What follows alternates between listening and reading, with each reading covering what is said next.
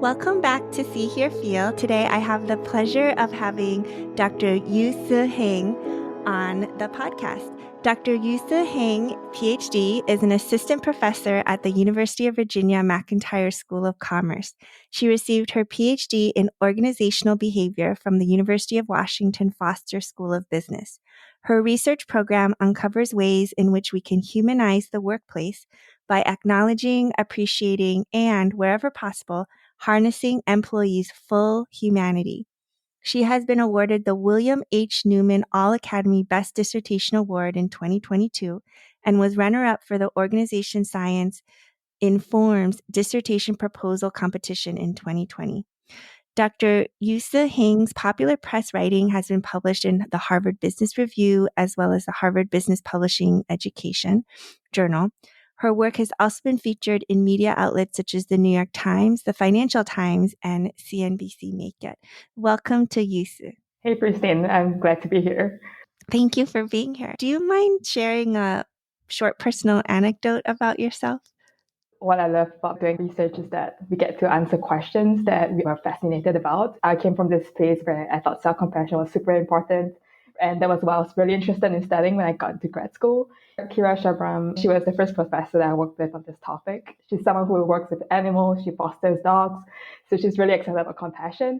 And she was really skeptical about self-compassion. And through that whole experience of us publishing together, we got a better understanding that both of us really value compassion, both towards other people and ourselves. Yes. When she first started working on the project with you, she really didn't think that it was a good project. And yeah, isn't that the best kind of project in a way that really actually changes our own minds about something? Yeah, totally. It was really fun to work on it. We had a lot of debates, constructive ones. We got results to suggest that we were both right. Both compassion and self-compassion helps us in different ways.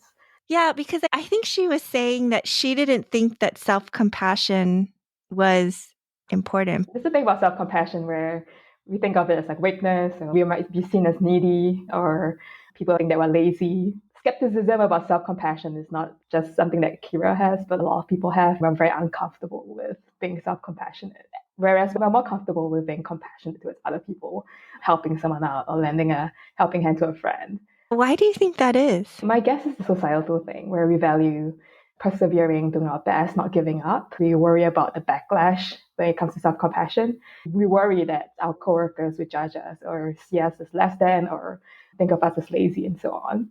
Kristen Neff talks about how self-compassion is just this thing that we're so not used to. We just don't know how to do it or we're scared of doing it, both at work and our personal lives. Kira Shabram, myself, and a couple of other co-authors, we actually have an ongoing study in a hospital in India where we were interested in looking at how self-compassion is perceived by other people in the workplace. So if you're self-compassionate at work, then how do people look at you? Are they going to judge you? Are our lay beliefs about self-compassion really true? Our initial findings is that that's not the case. So if you're self-compassionate to yourself, what happens is that people are actually given more, there's this clearance for other people to care for you. Right. So when you're kind to ourselves, we give people a signal that we're also open to their compassion. We appear to be more receptive to compassion, allowing people to help us. And people are more likely to help us in that way because they get this signal that, hey, we're open to this.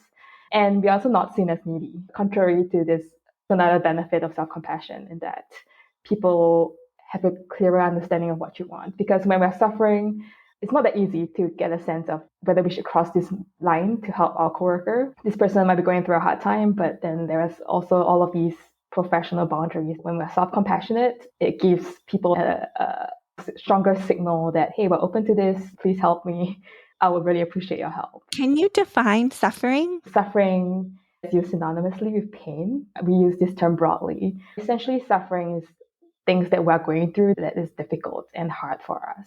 So this could be work forms of suffering, failing at one's job, failing to get a promotion you really wanted, not meeting a goal, feeling burnt out at work. And then there's also suffering related to personal lives, grief from losing a loved one, family conflict, parental guilt that we are experiencing from having a hard time managing work and life and so on. Can you talk a little bit about self-compassion versus other compassion and what the difference is? I can first start off with other compassion towards other people because I think it's more intuitive to us. Other compassion is this three-step process of us noticing another person's suffering, empathizing, and then acting in ways to alleviate this person's suffering. So, for example, you could see that coworker is just going through a divorce, having a really hard time. You empathize and you act in ways to alleviate their suffering by listening, giving them a hug, and so on. Self-compassion is something we're less comfortable with and we're more awkward about, but it really is compassion that we usually direct outwards, inwards, right? So it's about us giving ourselves that compassion that we so regularly give other people, right? So self-compassion is also this three-step process of us first noticing our own suffering, really mindfully aware that we're going through a hard time, it's very painful. It's about us also understanding this idea of common humanity. So we are going through a hard time, we're dealing with this issue, but everyone else also has these issues that they have to deal with from time to time. The last part of self-compassion is really self-kindness, which is us acting in ways to alleviate our own suffering. Right. So an example could be that, hey, I went to work today and I had a really hard time dealing with a patient and I feel like I didn't do well enough. And self-compassion will mean that, hey, I'm going to acknowledge that I'm having these negative feelings. I'm not going to over-identify with them. I'm going to remind myself that this is not something that only I experience. This is something that everyone else goes through from time to time as well. It's just the nature of the job. And the final step is to really act in ways to alleviate your suffering, pain, guilt, and so on. That could be engaging in a self-care activity that you enjoy. It could be going swimming, gardening, something that fills your cup, right? Yeah. I thought it was interesting because Kira Shauram told me that you've both found that working that muscle of compassion, it's the same muscle, self-compassion and other compassion. It's the same thing, actually.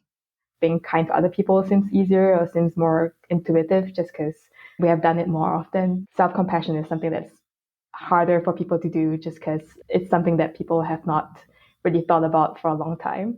The good thing about these two things, these two different constructs and these two exercises or approaches is that when you try to be better at one, you tend to be better at the other. Maybe it will incentivize people to have self-compassion, knowing that will help them be more compassionate to others.